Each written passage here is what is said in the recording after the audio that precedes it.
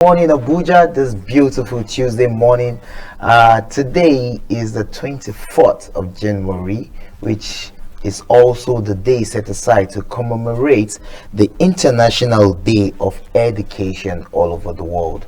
And it's a beautiful day. It's a day that education is on the front burner. And here on the program, we are also examining education in Nigeria, and we are looking at the theme of this year's International Day, which is to invest in people, prioritize education, as our focus on the program.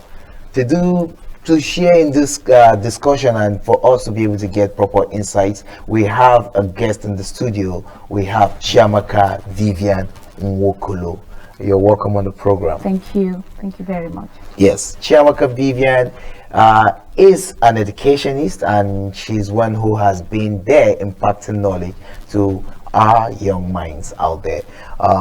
So today is the International Day of Education. Yeah. How does that make you feel? Well, as an educator, of course, this is my field, and then I feel so great. I feel great because education is the bedrock of any society, and for a society to thrive, education has to be brought to the limelight.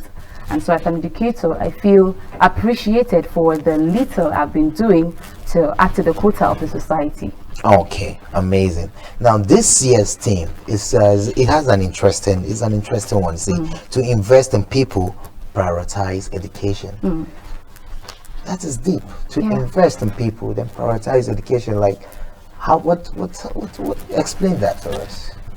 Well, let me start first of all by saying that education is a bedrock of the society, like I said before. And you know, for a society to develop properly and grow, it has to invest in the minds of the people, and of course, by investing in the minds of the people.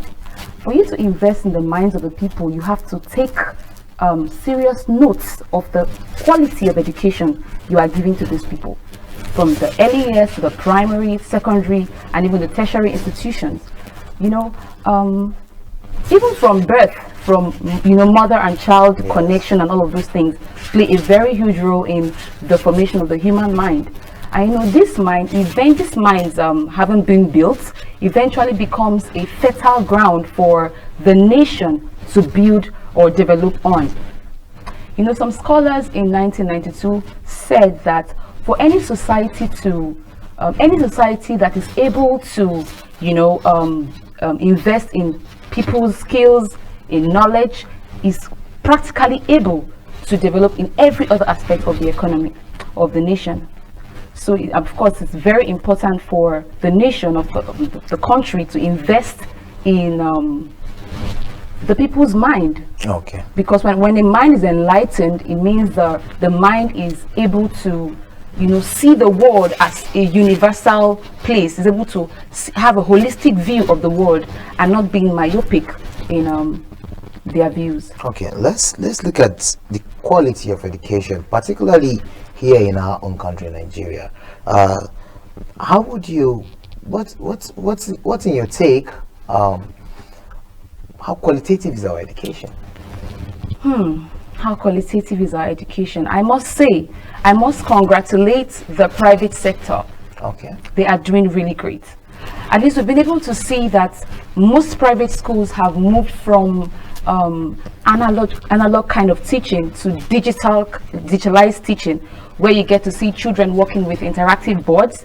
You get to see children having their personalized laptop. Of course, you can say that kind of education is specialized for some certain kind of people who are able to afford it.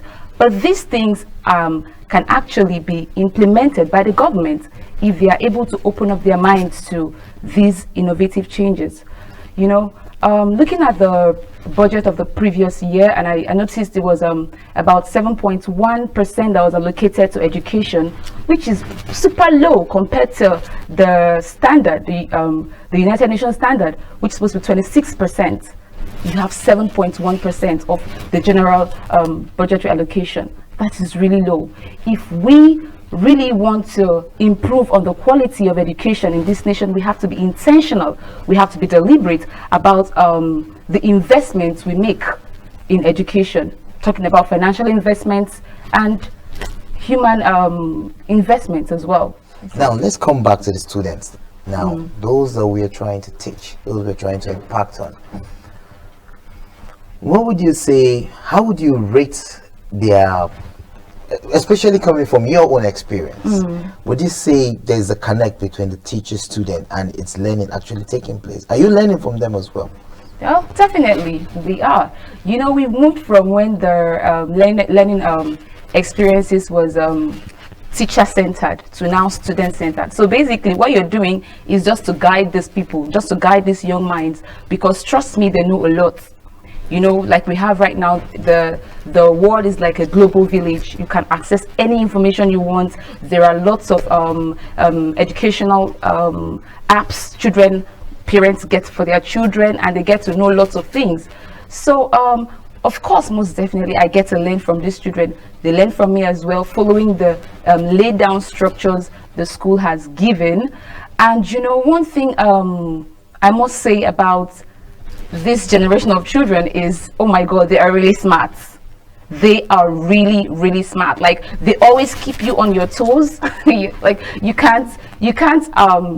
have to try as much as you can to outsmart them, or to tell them, oh, I am your teacher, you don't run ahead of me. But that's a beautiful thing. It's good for our national development at the end of the day. Okay. Well, we've been talking about the educational sector and looking at the theme to invest in people, prioritize education, which is the theme of this year's commemoration of the International Day of Education. And of course, in the studio, we've had the pleasure of Chiamaka Vivian Nwokolo. She's an educator, and she has been telling us so much about this beautiful profession of being an educator. It's been a pleasure having you on the program. Thank you very much. Thank you for coming, and congratulations. Thank you. Yes. Thank you. We'll go on a short break. When we return, Good Morning Abuja continues. Please stay with us.